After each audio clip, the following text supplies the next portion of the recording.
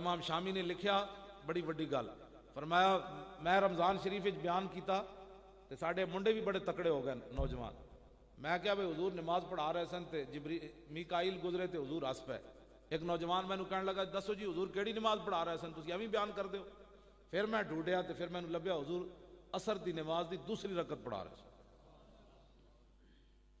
میدان بدر جدو مک گیا نا تے حضور عصر دی نماز دوسری رکعت پڑھا رہے سن تے فتبسم، حضور دوران نماز مسکرا پے.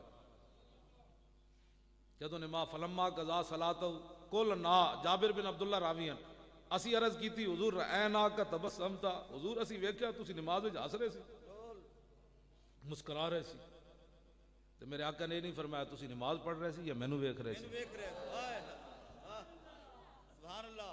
واہ مولویو واہ. ایسے مسیتی درود اس واسطے نہیں پڑھا جاتا نماز میں خلل آ جاتا ہے. میں آکھا میرے آقا نے نہیں فرمایا تسی اللہ دی نماز پڑھ رہے سی یا مینوں ویکھ رہے سی. تے اے بھی نہیں فرمایا کل نا، کل تو میں کیا کل نا اسی سارے ہاں کیا، یہ مطلب ہے پوری جماعت حضور نو ویکھ رہی سی.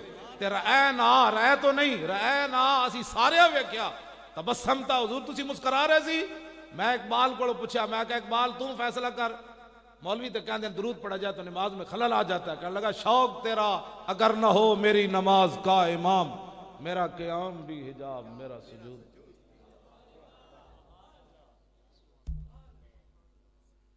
حضور نے فرمایا ہاں میں مسکرا رہا تھا. اسی کہا جی حضور کیوں مسکرائے؟ سنو جی.